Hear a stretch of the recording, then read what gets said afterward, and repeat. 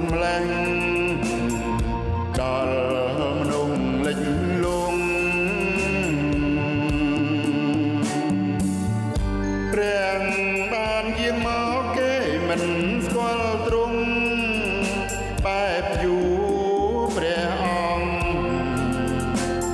នៅលើឈើឆ្កាងព្រះជាពន្លឺនៃសេចក្តីពិតតែភពងងឹតគេមិនយល់ឡើយតែ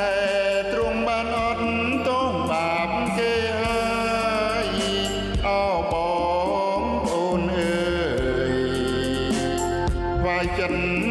ដល់ទ្រង់ព្រះអង្គសង្គ្រោះអន្តោយើងហើយគុំនៅកន្តើយប្រែចិត្តជឿទ្រង់គ្រោមុជទឹកផងឲ្យបានស្អាតស្អំនៅចំពោះទ្រង់ជាព្រះបិតា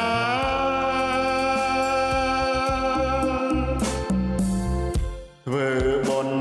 ជ្រោមុជកប់អំពើបាបព្រងយើងបានស្អាតដោយព្រះលោហិត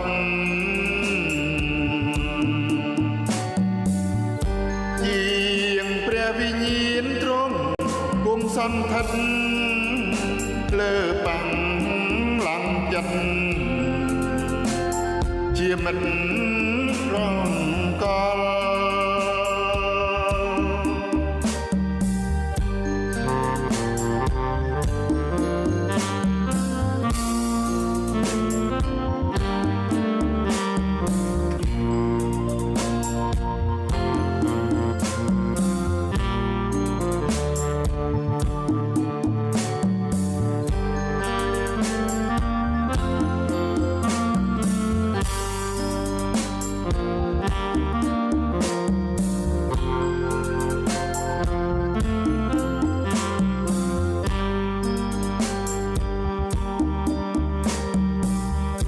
ព្រះអង្គសង្គ្រោះអន្តោយើងហើយគុំនៅកន្តើយប្រែចិត្តជឿទ្រង់ជ្រោមុជទឹកផងឲ្យបានស្អាតស្អំនៅចំពោះទ្រង់ជាព្រះបិតា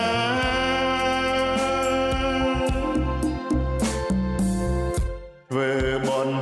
ជ្រោមុជកប់អំពើបាបព្រងយើងបានស្អាតដោយព្រះលោហិត